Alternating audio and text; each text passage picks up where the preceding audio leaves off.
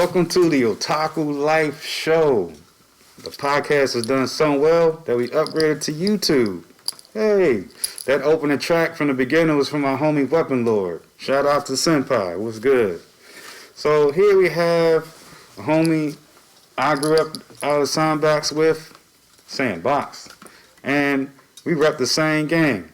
He's known as Law the Father, Killer Law, Law the Shooter, PH Dank, and Powerbutton Music. How you doing, sir? I'm good, man. Thanks for having me on here.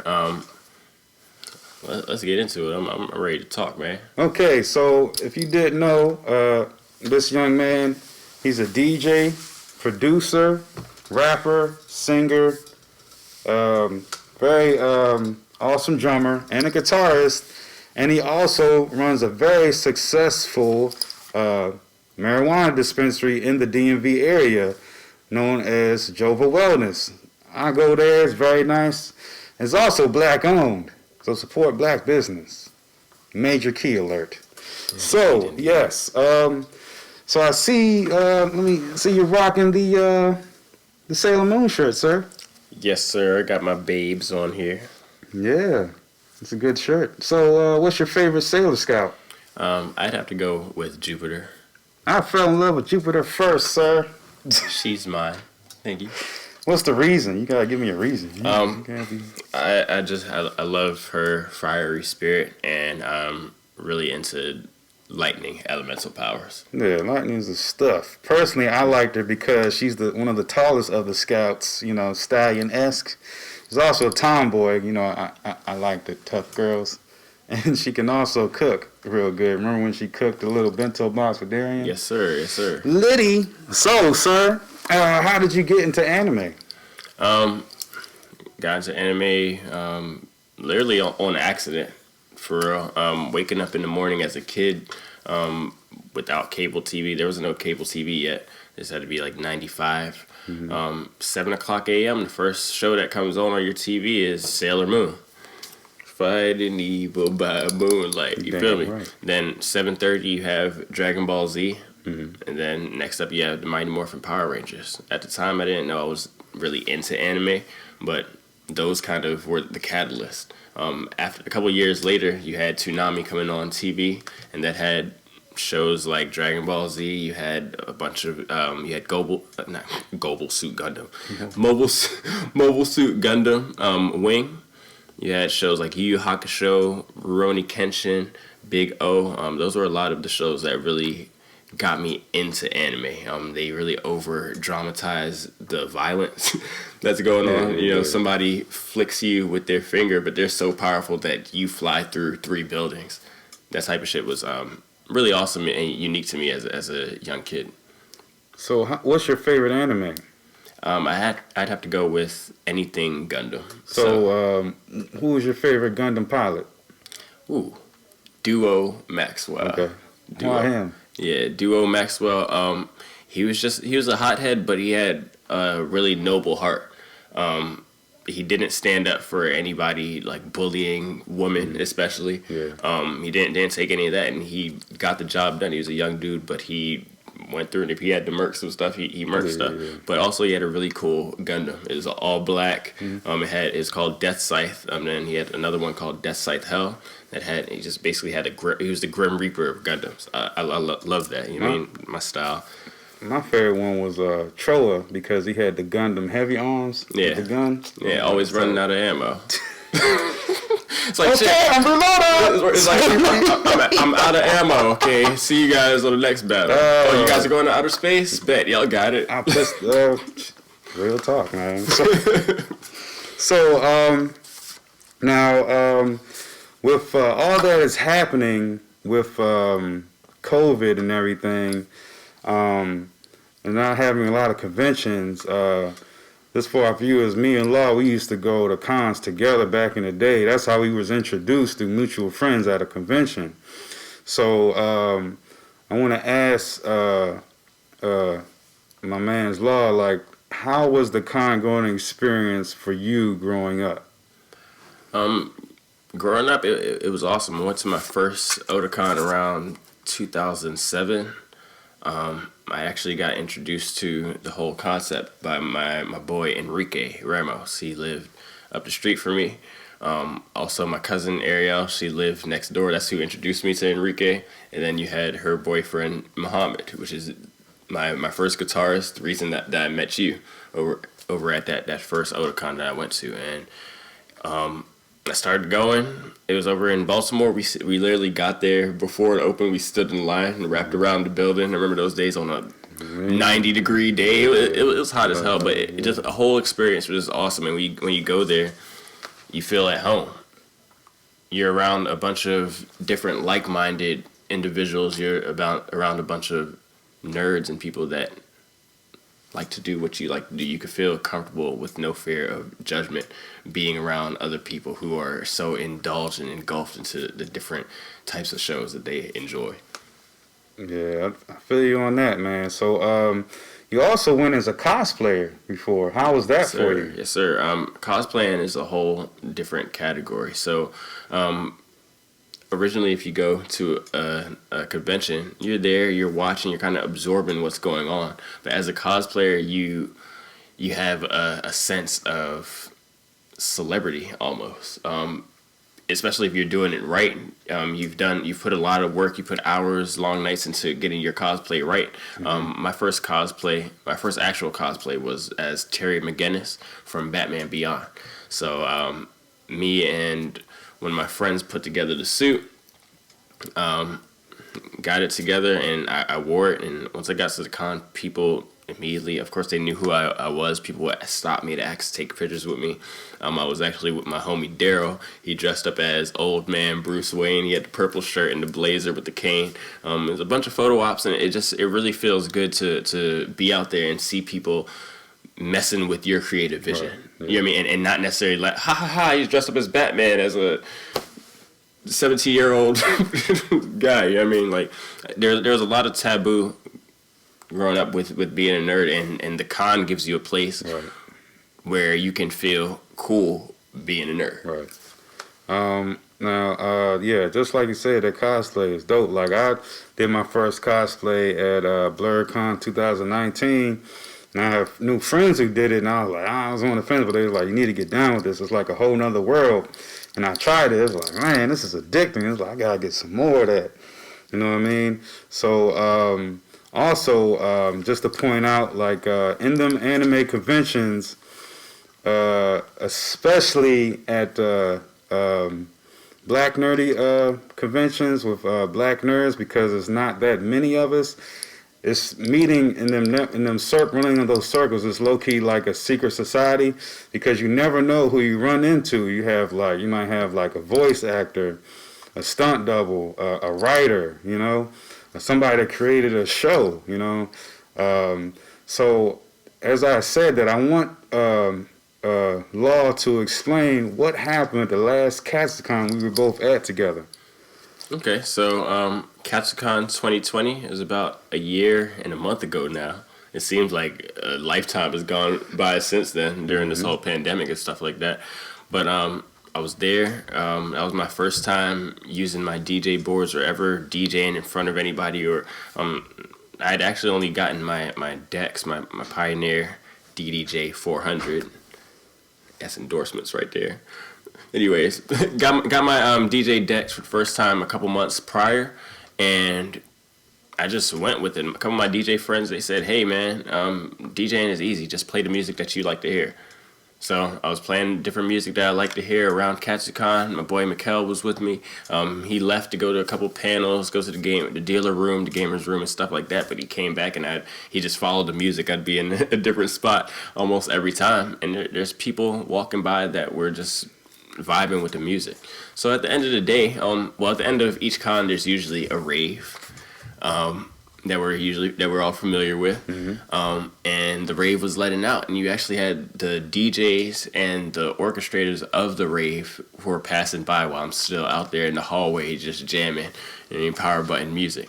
And they stop. He stops. He gives me a card. He asks me my name. We exchange information. He's just like, "Hey man, I really like what you're doing, and I want you to come back. And you should be in there with us."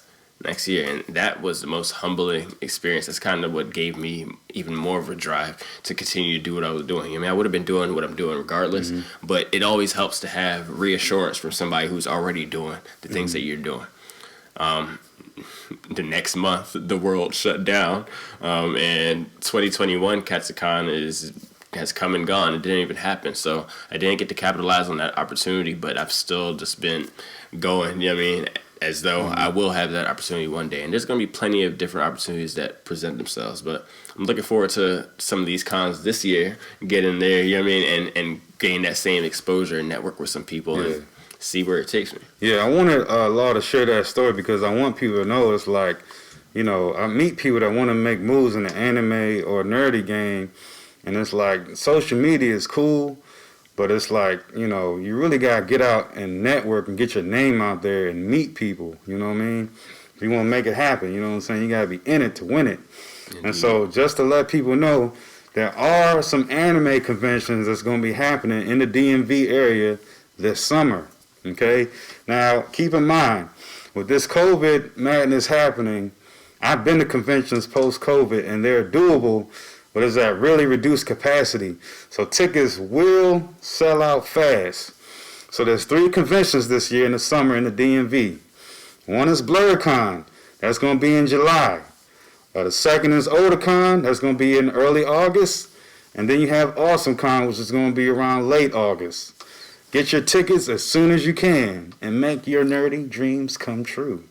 Now, just off the topic of cons, and because you've done, you know, my homie, and I just want to give you a gift. Thank you, sir. I really do appreciate this. Let's see what we got up in her. It's lit. Oh, snap, son. Yeah. Sailor Moon R. For those who are hip, this is one of the OG Sailor Moon movies. I really appreciate this, dude. Yeah. Matched the fit. Yeah. Boom. You like Sailor Moon, so I was like, oh yeah. Yes, sir. This is actually the first anime I've watched. This is the first anime I got my kid on. I have a 6-year-old daughter, and I actually still have some of the other movies that accompany this. You have Sailor Moon R, Super S. I know there was another one as well, but I know I have S and Super S. So this is another one to add to the collection. Got it on Blu-ray and DVD combo. Yes. Now, as you are a DJ, what is Powerbutton exactly? Okay, so Powerbutton is music for racers, gamers, and nerds. I started originally just DJing, but it's also production. I produce drum and bass music, which is basically a type of EDM music that is at a faster rate. It's at about 160 to 180 BPMs versus about hip hop being at 140 to 150. So it's a little bit faster. To give you guys an example, if you listen to the Powerpuff Girls theme song, that's the epitome of drum and bass music. Boom, tat, tat, boom, tat, boom, tat, tat, boom, tat. Something you can play video games to. You know, you can race, you can smoke, so you can literally do anything to drum and bass music. But Powerbutton music is that. I also produce for any of my Law the Father tracks and stuff like that. I was going by SG Beats, that's Sweater Gang Beats, but I've just thrown that all under the Powerbutton moniker because it's all production. Powerbutton is me, Law the Father, producing. The sound behind Law the Father is Powerbutton. Now, what projects do you have going on, sir? So, currently I have a project by Law the Father that's coming out called Father-in-Law. It's just basically a take on where my head and my emotions have been for all pandemic, you know what I mean, throughout 2020 to now. And it's all relatable content. The way that I try to make my music is, well, not even try, the way that I make my music is in a way that it's relatable to anybody at any given time. If no matter who you are, you can find at least one or two Law the Father songs that resonate with you. And that's what I try to do. Make music that's it's not necessarily specific to my situation alone, but it definitely relates to my situation and other people can relate it to their lives as well and feel good about expressing themselves. Maybe sometimes you just need something to kind of reflect. Sometimes you need something to listen to and it's like, oh damn, my life's not that bad. My life is pretty alright too, but everybody has their struggles, whatever. got a couple projects. Father-in-Law, that's coming soon. I'm not going to put a date on it. The other one that I have in the works that's closest to being done would be my Powerbutton Law the Father mashup tape. Now, what I did was I took my original project from Powerbutton. It's called Survival Mode, and for those of you who aren't familiar with Survival Mode, in video games, when you play it on Survival Mode, you start at Wave 1, and once you complete each wave, the difficulty gets higher and higher until you die, and then you have to start over from Wave 1. So Survival Mode by Powerbutton has 11 waves, has 11 waves, and what I did was I took about 8 of those waves, and I took the lyrics from release Killer Law and Law the Father songs, and I just rewrapped them over the Powerbutton beats. So it's a faster version. It's a whole different vibe. There's nobody really doing this in America at the moment. When you think about drum and bass music and people with vocals on it, you're always going to go back to the UK. You have a lot of UK people that are rapping over drum and bass songs. So I'm excited for you guys to hear it. I don't have any deadlines or release dates for you right now, but you'll be able to check on any of my socials and keep up with the different tracks and the different the progression of these projects and projected release dates. Yes, so one of my favorite songs by Law the Father is called Brew God. I actually have that song in its entirety on my Otaku Life podcast. It was an interview with at Not Nova God, you know what I'm saying? I was bumping my homies' music around the hood. I had the ninjas dancing and shit to it on the drum. Like, oh shit, I'm like, damn son, where'd you find this? I was like, oh, that's my homie Law. Hell yeah. Shout out Nova God, or shout out Not Nova God. Yeah, shout out Not Nova God. I call him the Don. You know what I'm saying? That's Dab Daddy Don. He's got a page as well. He takes dabs. Instagram. So, Law, the shooter, when did you get into the music industry and why? So I started back in 2005. Actually, my cousin Ariel, she had moved over here from California, here being Maryland. Mm-hmm. She used to live out in Vacaville, California, and with her came just her whole catalog of rock music and rock style. I mean, she was wearing Vans, Chucks, skinny jeans, and all that stuff in a time where we were all wearing, if you could afford it, it would be Jordans, New Balances, you had Nikes, Timberlands, Nike boots, and everybody was listening to go-go and hip-hop. Me personally, I was listening to a lot of Juicy J, a lot of 3 6 Mafia, Project Pat, a lot of the crunk stuff. So you had Lil Jon, the East Side Boys, that was kind of my speed. Mm-hmm. But anyways, she moved over here, and she moved literally next door to me, and she had basically a binder that had hundreds of CDs in them, and it's every genre of rock, from metal to emo to soft rock, all that. Two of the bands that resonated with me the most would have been Linkin Park and Silverstein. So the reason I fucked with Linkin Park so hard was they had the perfect segue from rap to rock.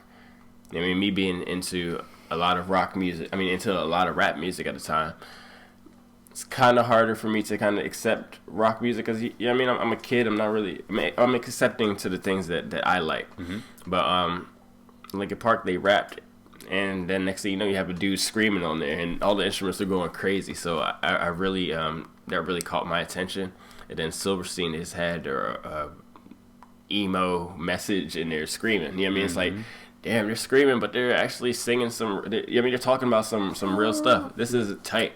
So got into rock music from there. From then I ended up getting a drum set. My parents got me a $100 drum set from Target. It's right over there. And I just started jamming in the basement with my best friend Andrew Ferguson. He was always into violins and bass guitars and stuff like that. I met him back in kindergarten. But anyways, Drew got me into the Red Hot Chili Peppers, Fall Out Boy, and Panic at the Disco. At which point we just started covering any of their songs that we were listening to. It was the first Fall Out Boy album with like Sugar We're Going Down on it. So we covered that type stuff. I would jam with him until I met Muhammad. Muhammad actually started dating Ariel, my cousin, and he became the guitarist for my band. We started the band together. It was me, him, Jerome, which was his neighbor, which is another one of my best friends, and then his brother Salman. Jerome was on the keyboard, and Salman was on bass. We used to just jam around, started making music. Muhammad would write these real deep songs, and sometimes we'd just be freestyling, saying whatever, but it's cranking. We all had the musical ear. We just be having a good time making music, doing what we love. After that, we started freestyle. We'd always freestyle. We'd get together, you know what I mean, smoking, having fun, and stuff like that. And then the cipher would start. And Jerome was kind of the leader on that one. He was the best rapper out of all of us at the time. He had actually left our band eventually to pursue his rapping interest. Cause he actually performed at the Fillmore one time. Yes, sir. Yes, sir. Him and SBM. R.I.P. Strictly Boss Music. Yeah, R.I.P. to Feek. He died maybe a year or two ago. Very, very tragic, but he was an awesome young kid as well. But anyways, Jerome will always give everybody in the circle the confidence. He'd say, "Hey, it doesn't matter what you're saying. You know what I mean, say what you feel. Say what's on your mind and make it rhyme with something else that's on your mind. Even if it don't make sense, make the next line make sense." And I was always so worried about, I'm gonna slump. I'm not a rapper, so I just didn't rap. But at the end of the day, as an artist, you can do anything that you put your mind to, as long as you get rid of that fear of judgment and kind of just let that flow of consciousness go. You end up finding your flow. The next thing that kind of took my musicianship to the next level would have been my boy Taco. Taco was Jerome and Muhammad's next door neighbor. We'd go to his house and he'd be playing Modern Warfare 2. And one time we're over there and he's like, "Hey, I want y'all to hear this." And he turns on Wonton Soup by Lil B. Lil B, the bass guy. So if you don't know who Lil B is, he's the master of cooking music. Yeah, we used to cook at the parties together. Like, whoop, whoop. But anyways, Lil B's music kind of shows, if you listen to it, it shows you that you can freely express yourself without worrying about what anybody else thinks. And that's exactly what he did. He created a viral cult-like following by just putting out music that he thought sounded good, or was just what was on his mind, or he'll say whatever comes to mind and rhyme it with something else that comes to mind. Bitch suck my dick because I look like Jesus. Hey, shout out the bass guy, man. Shout out the bass guy. But anyways, I kind of took from that, and it kind of just built on what Jerome had already instilled in me, that you don't necessarily have to be the best rapper to start freestyling. With repetition came mastery, and I just became better and better at it. The next year, I ended up going off to college, to Penn State, and of course I couldn't bring my drum set with me. So luckily, I had ended up having my MacBook computer. That was my first Mac that I got, and that comes preloaded with GarageBand on it, which is a software that allows you to create. So I used to start downloading different beats from online. I just freestyle on them, press record, mess it around with GarageBand to the point where I started making my own beats using GarageBand instruments. And with that, I noticed this is me playing drums with my hands. And it just all kind of flew from there. I mean, from there, I started Killer Law. That was my original name that I was going by up until the end of beginning of 2020. It was mid-2020 that I switched over to Law the Father. I'm kind of older now, you know what I mean? And I have my kid now, and I'm not on no Killer Law shit. That was kind of just younger me, and it's a change in the maturity of the music and of the artist. But yeah, and then now we're here. I'm Powerbutton, Law the Father, Killer Law, whatever you want to call me as far as music is concerned. Something for everybody. I always like Law the Shooter. You know, he makes good shoots, good angles.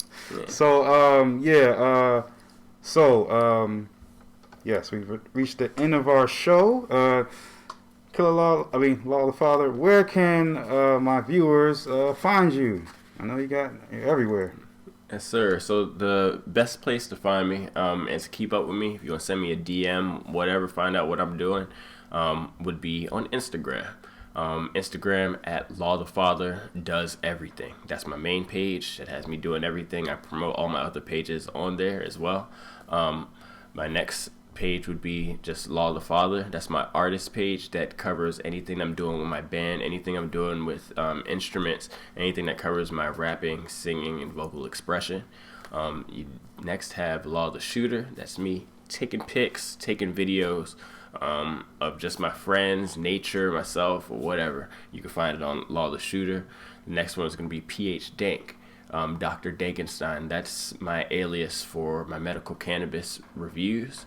I do Maryland medical cannabis strain reviews, and I thought it was something really cool that I needed to do because you only see if you go online, you see a lot of West Coast people with these cannabis pages and cannabis reviews and stuff like that.